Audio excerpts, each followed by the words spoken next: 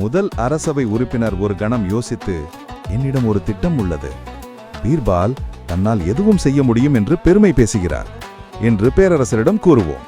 அவர் சொர்க்கத்திற்கு சென்று கடவுள்களை சந்திக்க முடியும் என்று கூறுகிறார் என்போம்.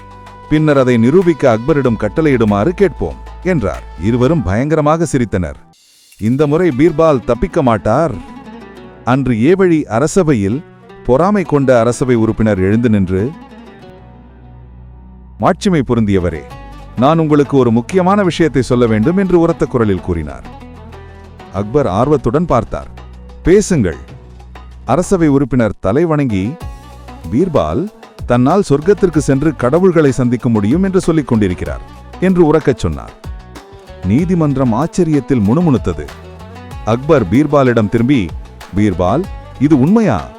நீங்கள் உண்மையிலேயே சொர்க்கத்திற்கு செல்ல முடியுமா என்று வினவினார். பீர்பால் அமைதியாக புன்னகைத்து வணங்கினார்.